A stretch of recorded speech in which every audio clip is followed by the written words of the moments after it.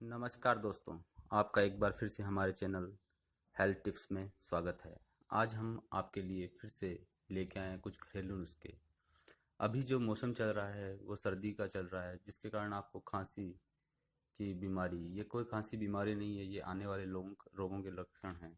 खांसी यदि लगातार बनी रहे तो बहुत सारे रोग पैदा हो जाते हैं, जिसमें टीबी और दमा प्रमुख है। खांसी एक परेशान करने वाली बीमारी है। ये मुख्यतः दो प्रकार की होती है, एक होती है सूखी खांसी, एक होती है कफ वाली खांसी। खांसी होने का प्रमुख कारण है वो जुकाम है। यदि आपको गले और छाती में जो कुछ जमा हुआ सा महसूस हो रहा है और सांस लेने में तकलीफ हो रही है या लगातार छींकें आ रही है, ये सारे लक्षणों से पता चलता है कि बलगम जमा हुआ है। इसके साथ ही नाक का लगातार बहना या बुखार का आना भी इस समस्या के प्रमुख लक्षणों में से एक है। बलगम होने से वैसे तो कोई परेशानी नहीं होती, परंतु यदि ये लंबे वक्त तक बना रहता है तो आपको श्वास संबंधी कई बीमारियां हो सकती है। बलगम जमने के बहुत से कारण हैं, जैसे सर्दी, जुकाम, फ्लू, वायरल इन्फेक्शन, साइनस या अत्यधिक स्मोकिंग। तो प्लीज़ अगर आप स्मोकिंग करते हैं तो वो बहुत ही कम कर दें। वैसे तो हमें पता है कि मार्केट में बहुत सी दवाइयाँ खांसी के लिए हैं, पर कुछ घरेलू उपायों को करके हम खांसी को दूर कर सकते हैं, क्योंकि अगर हम बाज़ार से दवाई कोई भी लेते हैं तो उससे हमें साइड इफ़ेक्ट बहुत से सहन करने पड़ते हैं, जिससे हमारे शरीर को और बहुत सी बीमारियां हो जाती है। तो आइए हम बताते हैं आपको क्या क्या सामग्री की आवश्यकता होगी एक खांसी के लिए सिरप बनाने के लिए। 1 किलो गाजर चाहिए हमें सामग्री तौर पे, और 7 से 8 चम्मच शहद। तो आइए दोस्तों हम बताते हैं कि आपको अब ये औषधि कैसे तैयार करनी है।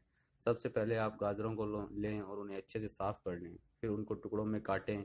इन गाजर के टुकड़ों को पानी में डाल के उबाल लें ताकि ये बिल्कुल मुलायम हो जाएं। दोस्तों, आपने जिस पानी में गाजरों को उबाला है उस पानी को फेंकना नहीं है। अब गाजरों को पानी से निकाल कर ब्लेंडर में अच्छी तरह डालकर ब्लेंड कर लें, पीस लें। दोस्तों, उस पानी को जिससे हमने गाजरों को उबाला था उसमें शहद डालकर अच्छी तरह मिक्स करें।